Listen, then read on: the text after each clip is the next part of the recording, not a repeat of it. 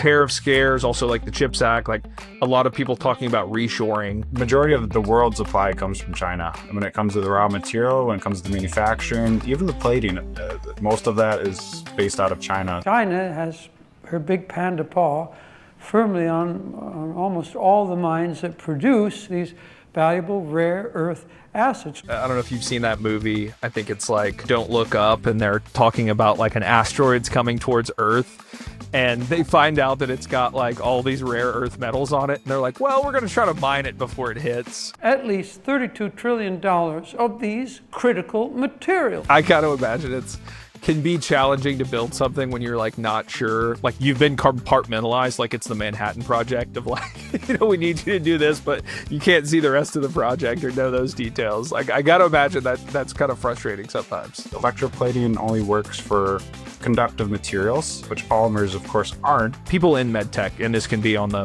production side, sales side, whatever, but I feel like the best of them, like always remember that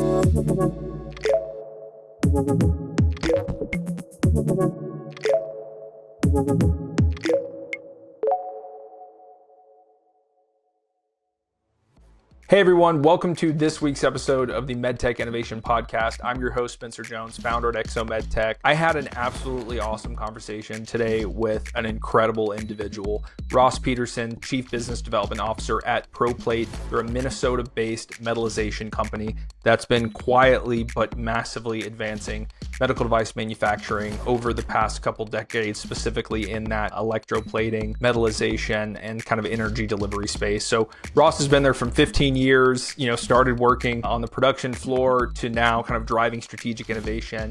He earned recognition as one of Product Finishing Magazine's 40 Under 40. ProPlate's recently had kind of some awesome breakthroughs, one in magnet encapsulation technology. They've been doing some awesome stuff, namely in like compassionate use devices in the pediatric space that like is just like an awesome story that we talk through in the episode. But Ross really embodies kind of the entrepreneurial spirit driving American medtech manufacturing forward, and ProPlate is just an awesome company. I've met multiple people from their organization, and they're absolutely awesome. So this episode's great. We get a little technical on electroplating, working with precious and semi-precious metals, how these design requirements are even defined when you're looking at like microns thick for different things, where Ross is seeing opportunities to like drastically cut costs while keeping, the same level of fidelity with some of these energy delivery devices, as well as, like I said, like an amazing story of them working with one of the top medical centers to literally save children's lives, kind of in a compassionate use care environment. So you're going to love this episode. And honestly, if anybody's in this space and you're not already working with ProPlate, you need to reach out to them because they're just like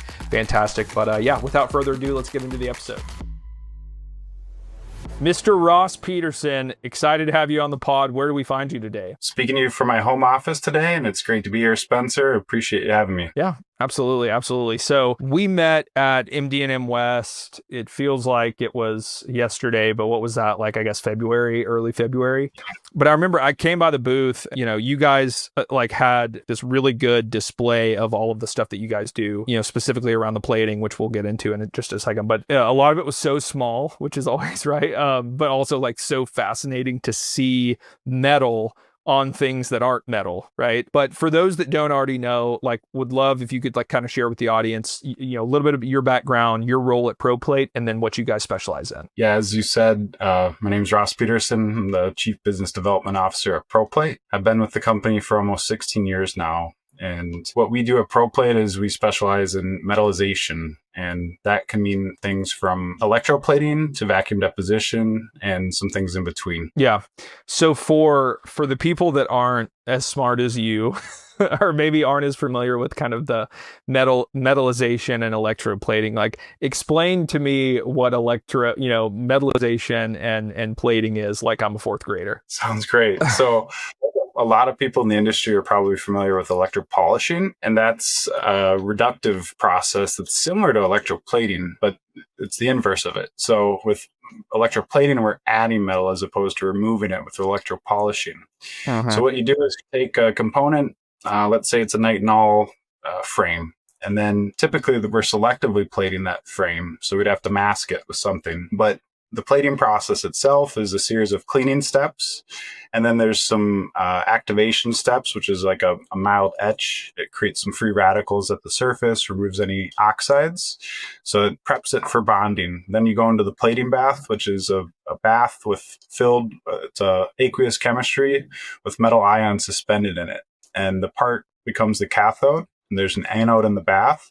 As you apply the electrical current, it pushes those metal ions onto the part and it builds up microinches at a time. And so it's a time power calculation to get to your desired thickness. And then after that, there's a series of cleaning steps to remove any residual chemistries, and you're just left with the plated material onto the surface. Yeah, it's just fascinating to me. So it's part chemistry, part physics, and but the end result, right, is you can get balloon catheter that has plating on it, right? And why is that important? Why would I want to put metal on a balloon catheter or another type of medical device, especially it's like precious metals, right? Which is what you guys a lot of the time work with. Yeah, precious and semi-precious metals are what we really focus on. But actually, for a balloon application, we would have to start with a different step, because electroplating only works for conductive materials, which polymers, of course, aren't. So to get a seed layer down onto a polymer, we can do a vacuum deposition step to prep the balloon. And that's a very neat process that we developed.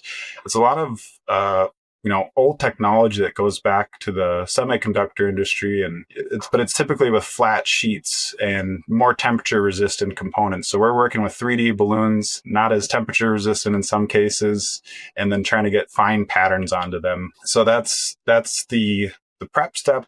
And we can usually actually get enough of a thick enough deposit onto those balloons in that vacuum chamber. We're usually working with silver or gold or a combination of the two, and we can build up to 4 microns comfortably in the chamber. But if you need to go further for radiopacity needs, or if there's a ablation application that requires more of a cross-sectional area, then we can actually build up further thickness through the plating process, because now we've had that conductive layer on the polymer. Yeah, and just for my own edification as well, like the primary purpose is when you're needing to like conductive, right? You're needing to transmit an electrical pulse, heat, something like that, right? That's kind of the end game application here for a lot of this stuff, correct? Yeah, I'd say like the blanket statement is energy delivery. So whether it be stimulation, ablation, sensing, or mapping, those are probably the 4 most common applications that we would be working on for a balloon.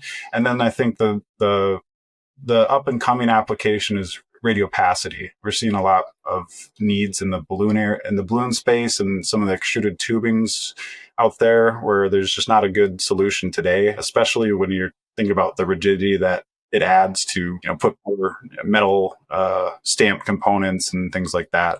Good tubing. Yeah, no, for sure. So I know you guys have been around for a good bit. Were you always kind of specialized in medical device, and kind of like what did you start doing? And then how did the business kind of verticals? Is it focused on medical device? Is it mostly medical device these days? Yeah, so we are solely focused on med device today.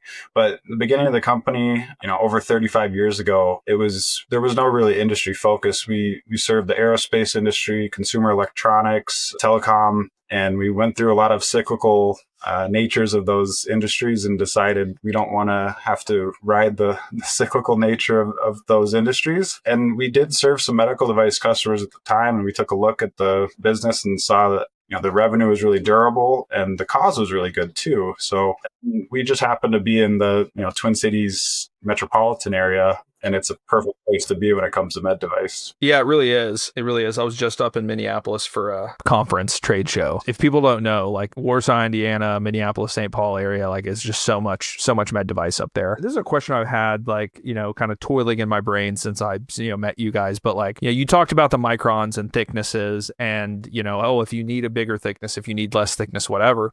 So do you guys assist in the calculation? A customer comes to you and says, "Hey, we want to use energy delivery balloon catheter and we need some electroplating here, or metallization. The determination of the thickness required, is that something that customers always come to you with like kind of a defined, we want it this thick? Or do you guys have almost like a finite element analysis where you say, okay, well, like how much energy do you want to deliver? And then you can kind of run a calculation and say, okay, if you have it this thick, this length, you're going to be delivering this much energy, or kind of like, the energy pass through or heat pass through, et cetera. Like I'm just curious how that spec is refined and what role you guys play in it. Oftentimes our customers come to us and part of their secret sauce is that energy delivery component. So they're not always forthcoming about, the frequency and some of the important details that we would need to know. So that leaves us in a challenging position sometimes. On the other hand, a lot of them don't know where they need to be. So we can work with them on that. And it's usually a little bit of trial and error, actually, because we simply don't know exactly what they're trying to do with it. And sometimes, like I said, they won't tell us, but we usually just give them a baseline or a few different thickness iterations. That way they can collect the data, come back to us with some feedback, and then we can iterate from there. Yeah, that's really interesting. Yeah, I got to imagine it's can be challenging to build something when you're like not sure, like you've been compartmentalized, like it's the Manhattan Project of like, we need you to do this, but you can't see the rest of the project or know those details. Like I got to imagine that that's kind of frustrating sometimes. I mean, that's always the challenge with certain, companies. It's just a policy that they can't share certain things. And, it's part of our core values to be collaborative. And so we always try to share as much as possible on our end. But of course we have our things that we have to keep our IP as well. So we understand that. Yeah, no, it's a necessary evil, right? It's still, you know what I mean? So I want to say you guys are one of maybe the only, but like very few like neodymium magnet plating capabilities in North America, if I'm not mistaken. Is that correct? Yeah, to my knowledge, we're the only company that can electroplate neodymium iron boron magnets in North America and probably the EU as well. It's a really challenging process because these magnets, they will corrode in open air. They'll create a film on them of oxide within minutes in a moist environment. So try to imagine bringing those through an aqueous chemistry process with different pH levels. And, the first few batches came out with just no magnets left there. They disintegrated or rusted. So it was a big undertaking, but well worth it. Yeah, that's really cool. So I'm imagining, like, I guess if it's like also the EU, like you guys are one of the only ones doing this. My question was going to be like, with, kind of the tariff scares, also like the CHIPS Act, like a lot of people talking about reshoring, like, and I guess this could apply to the neodymium part of the business too, but like, how have you guys seen any of that onshoring, like impacting your business for, good, bad, otherwise? Yeah, no, it's a good point because with the tariff war going on right now, rare earth magnets are part of that. And so majority of the world's supply comes from China. And when it comes to the raw material, when it comes to the manufacturing, even the plating, most of that is based out of China. So luckily and unluckily during COVID, there was a big supply chain shock with these magnets and rare earth materials in general. So at that time, a lot of government funding went into looking to insource and domestically provide these materials. So there are a couple companies right now in the US that have exclusive mining rights to these rare earth materials, and they're ramping up production, I believe, this year. So it might be another year or so until we can actually start to get those materials stateside, but that is on its way. But thus far, we haven't seen at least any issues coming from our customers that are supplying these magnets to us that we're then supplying back to them plated. So hopefully, they built up their safety stocks well ahead of time on these things. And so far it hasn't been an issue. Yeah. And I got to imagine too, like, there's a lot of med devices where if you're doing 15, 20,000 a year, you're absolutely crushing it. And then the amount of magnets on those things and, precious metals can be pretty small, right? Whereas like for, maybe it's like a telecom company, if you're only doing 15,000 phones that use this thing a year, you're struggling. You know what I mean? So I think like there could be potentially some of that at play where just the quantity needed for these applications is maybe smaller in volume on a per unit basis. Could be, I don't know, just kind of spitballing there. Actually, a really good point. We've talked to some magnet manufacturers in the past about supplying them with plating stateside as well for outside of medical applications. And they were talking about sending us weight, not parts. Yeah. That's wild. The scale is completely different. But I mean, that's why these magnets are so valuable. They are the strongest commercially available magnets out there, these neodymium magnets. And so you can make them extremely small and still get a lot of magnetic force out of them, which is why they're used in these devices. Yeah. I don't know why my head went to this, but like, I don't know if you've seen that movie. I think it's like Don't Look Up, and they're talking about like an asteroid's coming towards Earth. And they find out that it's got like all these rare earth metals on it. And they're like, well, we're going to try to mine it before it hits. But like, this is really funny. You can imagine like a big asteroid hits and it's like, well, there's actually some really valuable magnets on there. So like, we're going to, exhume those from the asteroid. But so there was one thing I want to make sure we have time to get into. So when you and I talked at the show, and I've got a nursing background, and like, so like kind of that patient care, patient impact thing, I've kind of dealt with it firsthand. And I think a lot of the good people in medtech, and this can be on the production side, sales side, whatever, but I feel like the best of them like always remember that there's a patient at the end of the path, right? They're like, what you're doing this for is to drive a better patient outcome and make a positive impact on someone's life. I just listened to the Intuitive Surgical CEO speaking at a conference, and it was pretty awesome how he kind of brought it all back to that, and talked about their vision for that. But anyways, one conversation that we had was around a pediatric esophageal, is it atresia project, if I recall. That was just like really touching, really fascinating. I think it'd be awesome if you could share a little bit more about that with the audience. So yeah, I'd love to. This is probably one of my favorite stories to tell when it comes to ProPlate, and it really hits close to home. So we were approached by UCSF Berkeley and their surgical innovation program. And they had these magnets that they wanted us to be able to plate to protect them from corrosion and to make them biocompatible. That's the unfortunate part about neodymium iron boron, is they're very corrosive and they're extremely toxic if they're not protected. So luckily we had some experience at beforehand working on some of these magnets, but we hadn't brought anything to production yet. So it was a development project for us. And once we learned about the application and what it was going to do, it's, as you mentioned before, it's esophageal atresia for pediatric application. 1 in 3,000 patients, or 1 in 3,000 babies are born with this condition in the US, which amounts to several hundred families that get affected by this each year, just in the US alone. And so, we thought, this is, if anything, this is something that we should be working on. It's well worth it.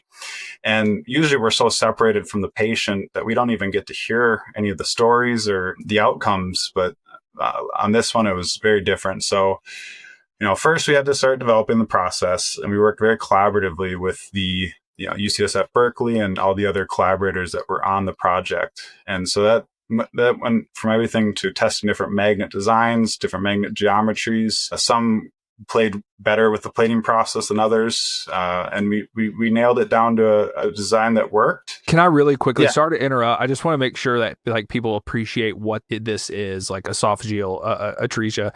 So it's a birth defect where the part of the baby's esophagus that connects the mouth right to the stomach, right, so for food goes down, is not developed properly, and maybe it's kind of adhered to the windpipe, or just like, it's just not there, it's not connected. So like, this isn't like they may have trouble with something. It is like life-threatening, life-altering, correct? Correct. Yeah. This actually was a compassionate use device because of that. And so all the alternatives to this device that they made were very invasive and didn't have good outcomes long term. So really smart physician and engineers that worked on this thought of a genius idea of how to treat this condition fully and non-invasively. So how they do that is they take one of these, there's 2 magnets, they're mating pairs, concave, convex, cylindrical shape, each of them. And one of them gets deployed through the mouth, non-invasive, right? And the other one gets deployed through the feeding port that's already in the baby's stomach, because after they're born, they don't have any way to get nutrients through their mouth. So they find the path of least resistance, and that's, where that non-fully formed esophagus is. It pinches the tissue where the magnets mate, but around the outside of the magnets, it's regenerating the tissue at the same time that it's killing that tissue that it's pinching. And after about 30 to 45 days, those magnets will just drop into the baby's stomach, and they can naturally pass them. So it's a big deal. Wow. Yeah. That's so cool. So was there anything, I'm just curious, was there anything on the outside of the magnets that was like stimulating that regenerative like tissue development? Or is it, I mean, babies heal incredibly fast. So it was really just that, right? It's just because the babies are well equipped to heal fast. So that was the beauty of it. It really was a pretty simple procedure, and again, no taxing on the patient. Wow. So it's really kind of a magnet driven anastomosis, reanastomosis of the esophageal pathway, right? Exactly. Yeah. Incredible. God, that's so cool. That's so cool. So like I'm curious, like like you said, it was like a UCSF project they kind of brought to you guys. Like, I'm curious kind of because that's a medical center university, right? Like medical center. And, that was probably something that they were, just had kind of a vested interest in. But like, what was the entity? Did they end up spinning it out as its own company? I'm kind of curious, like on the commercial side afterwards, right? Yeah. You're testing my memory right now. No, that's what we do here. That's what we do. Yeah.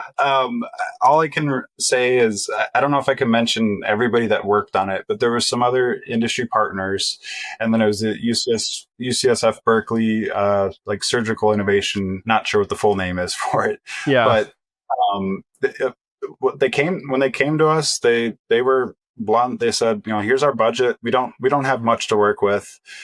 Can you help us? And I said, that's fine. We'll work within your budget. I don't care if we lose money on this or make money on this. It doesn't matter. Like, the impact and the cause is what we're after. Yeah. And what that resulted in was not only something really valuable to ProPlate, that we can help other companies with similar needs now that we've really developed that process. But probably the best reward that we got out of the entire project was around Christmas time that same year that we delivered some magnets earlier that year. We received a picture in our inbox from one of the families of the patients that received this device. Yeah. So it was like tearjerker. Dude. Here's a baby, here's their parents, they're all smiling, happy and healthy. And that was like far beyond anything else I could have ever hoped to get out of the project. Oh my gosh, that's incredible. That's incredible. That's so cool. Yeah, I mean, honestly, not to maybe this extreme, but I feel like I've seen in med tech with a lot of the time it's clinical innovators, and frankly, a lot of times nurse innovators, where they have come up with something and it is a better mousetrap, and it's going to be better for the patient, and it's going to be easier for the nurse. But because maybe it's like a disposable in a direct patient care environment, which is a loser of money for the hospital, and it's not replacing anything, that it is very hard to attract the dollars necessary to develop it and get it to market. And then, who's going to sell it, right? The hospital may use $500 a year at $5 a piece, and what sales rep is going to want it.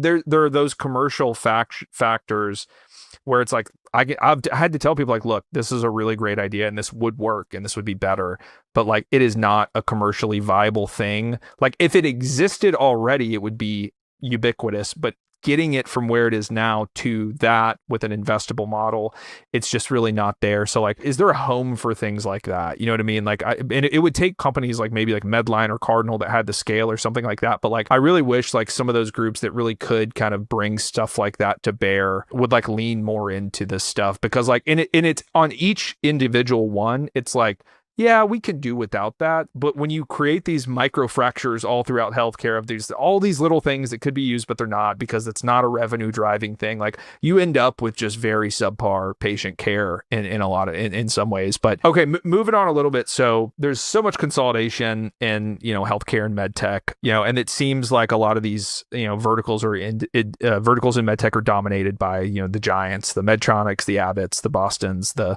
J&Js. This a little bit to the vision for ProPlate long term, but like, also like, how does ProPlate play with or in the arena with those guys? Are they frenemies? Are they customers? Like, I'm kind of curious, you guys' role, because what you do is so specialized, and I wouldn't be surprised if you're working with a lot of those big guys. Yeah, no, really, we don't have any frenemies or direct competition. We're oftentimes the alternative to how it's always been done. Yeah. So in some cases, we are competing with traditional marker bands or traditional electrodes, traditional ways of how those components are made. In a lot of cases, the traditional method works, and we don't have value in those applications. But when it comes to things like complex geometries, more fragile, flexible components, needing to lower the profile, miniaturization, that's where we can come in and provide more value in the incumbent. So to answer your question, we work with all the large strategics, the tier ones, and all the startups too, or a lot of them. I personally love to work with startups and smaller groups like this UCSF Berkeley project, because it's great. You get to talk to all the decision makers. You get to really collaborate and innovate together. And people are usually more forthcoming when it's these types of projects. Yeah. Not to say that I don't like working with the OEMs, the large strategics, and the tier ones. They're great too. But like you said before, the impact and kind of going full circle with it, what are people doing it for? Yeah. A lot of times these startups are physicians, just like the Berkeley project, where they have a great idea, they've been frustrated in the OR room, and they want to fix it. And that's not exactly the same types of things you get to work on with everybody else. That's true. That's a good point. So if I'm not mistaken, you guys shifted from, wet chemistry to like a PVD process, like vapor deposition at some point, kind of correct. And I know it may be not used in every process, but that was a shift. So I'm curious, like, because you could imagine where it's like the end result from like maybe a pure wet chemistry versus like a PVD or PVD partial process, the end result is kind of the same. But I'm curious if like from a regulatory perspective, like, is that something that was even addressed, or is it kind of like, look, here it is, it's this many microns thick, and here's the material, and like that was it? And like if there was any regulatory kind of like modification, approval, et cetera, that had to be made during that shift? Yeah, so like anything existing products, right? We couldn't just shift from plating to PVD. But really, that's not what we're doing. The PVD or the vapor deposition or vacuum deposition process, that was added on to be able to metallize polymers. That was the main purpose of it, because there are chemistries out there that you can electroplate polymers with, electroless chemistries, and they're designed for the polymers. The challenge is you need a very specific chemistry for each polymer, and not every polymer mix is exactly the same. So you're kind of reinventing the wheel each time, versus a vacuum deposition process like PVD or sputtering. It can really work well with almost any polymer, and you're only just dialing in a small setting each time. So that as much as it does create some capital investments, it doesn't take up as much floor space as having 20 chemistry baths for each polymer that you might need that week. Yeah, no, that makes sense. Yeah, the whole vapor deposition processing, and I know you were talking about vacuum deposition maybe too, but like I know some companies in the aerospace arena that are doing that for like there's a magnifying glass or a lens on a shuttle or space satellite, and it needs to be corrosion resistant, scratch resistant, temperature resistant, and they'll do this like crazy thin vapor deposition in a vacuum chamber, right, on those things, and then ship them up to space. And it's like, honestly, I think people look at the companies, like whether it's like Medtronic or SpaceX or whatever, but like very little, I guess, thought or appreciation is given to the smaller suppliers that make these, the smaller things that are critical to it functioning actually go. You know what I mean? Like, you can't have that up there if you don't have a protective coating. You can't have this metallized balloon catheter unless you have like, these crazy talented, smart people doing like the minutia of how do we get this metal onto this polymer? You know what I mean? Yeah, no, I fully appreciate that comment, because we actually have worked on projects with NASA as well. And they have a lot of talented, some of the smartest people in the world, but yet they're coming to us to help them with something that they don't know how to do. And that just goes to show that even the small manufacturers out there, we all have our niche areas. And we found a great one with electroplating and selective plating and PVD. It's fun to be able to work on those things, and it actually really pushes us to be even better. Arguably, NASA has higher standards than the medical device industry, because they're working on a $20 billion program for the last 20 years, and they're going to launch one giant satellite or whatever it might be. And if it fails, there goes the last 20 years of somebody's career and all the taxpayer dollars. So exactly. they have to extra certain that that component is going to survive. Yeah. No, that's so true. That's a good point. Okay. So last question here, and it's a two-parter, and then I'll kind of turn it over to you to kind of, close us out, plug anything you want to. But from ProPlate's perspective, looking ahead 5 years, 5, 10 years, whatever your horizon you want to choose, like, what do you see as one of the biggest opportunities or kind of exciting spaces that you guys are, maybe already working in or wanting to do more, or maybe wanting to get into, a little bit more fresh? And then what do you guys see as kind of like the biggest threat or disruption to your business? It's a good question. So I think there's three areas that I'm very excited about for our future. Or you could call it four. So electrodes, ring electrodes, just kind of standard types of electrodes out there. Oftentimes they're made with pure platinum iridium, or sometimes a gold alloy. Oftentimes the wall thicknesses are quite thick relative to the current that they need to pass through that electrode. So they're wasting material essentially. And we've come up with a solution for that, where instead of using a 5 thou wall thick platinum iridium tube or machine component, why not make most of it out of stainless steel? And we just plate the right amount of precious material, whether it be gold or pure platinum, pure gold, to make it functional. And we're cutting out a ton of the cost that way. I think it's going to be a big thing that's going to shape the industry a little bit, because who doesn't want to save 50+% cost on these electrodes, especially in the PFA space where they're using 20 to 30 electrodes in some of these devices per device. So that one's really exciting. I think the catheter space, when it comes to stent-like components, frames, you name it, anything with a complex geometry that has it's miniature, that needs marker bands on it, that's where we're playing really well, because they need to maintain that flexibility, whether it's nitinol, stainless steel in some cases, but they also need to visualize this thing. And everything keeps getting smaller and smaller, and it's extremely difficult to wrap wires around these tiny little stents and then weld them, and it just doesn't look great at the end of the day either. Yeah. So we can mark each area of a stent wherever it may need to be, reduce the profile, improve the flexibility of it compared to the traditional marker band. And in some cases, I think we can be pretty cost competitive, because our process is a batch process when it gets to the plating side, versus one by one trying to crimp or swage or drop wire. Those two are exciting, but then I think the balloon technology that we talked about with energy delivery today, the alternative to that is you have to take the same. It's actually a very similar process that they make a flex circuit with on the 2D on a flat piece, and then they glue it onto a balloon. But that falls off.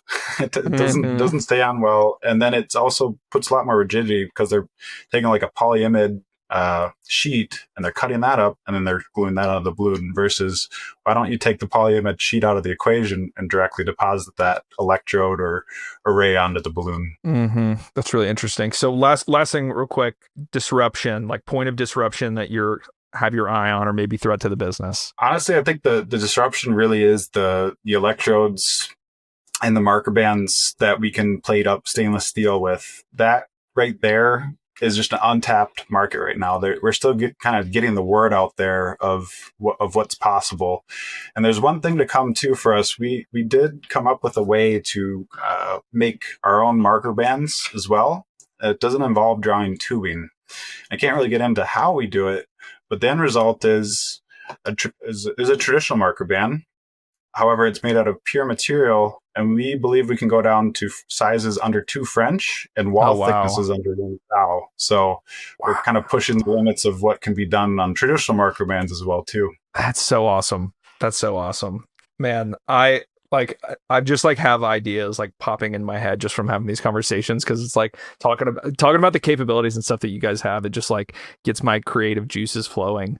But yeah. So final, last kind of 30 seconds here. Anything you want to plug? Anything you want to kind of give a shout out to, a pat on the back, whatever. You kind of floor is yours. Yeah. Well, first and foremost, with the magnet topic, I want to give a shout out to the UCSF Berkeley team and all the collaborators that we worked with on it. We're still living in that glory, and really appreciate that. And we'd welcome other groups like that to approach us, because we're certainly willing to help. We love to do that work.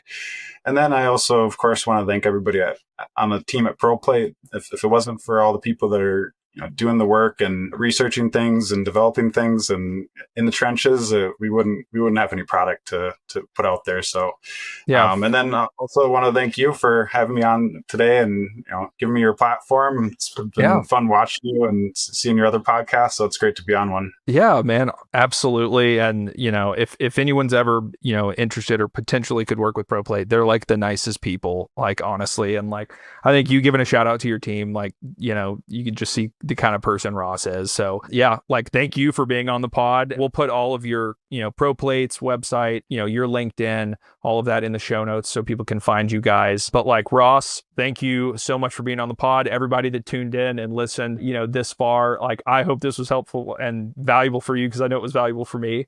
But thank you guys for listening. Ross, thanks you again for being on and hope everybody has a great day. Thanks, Spencer.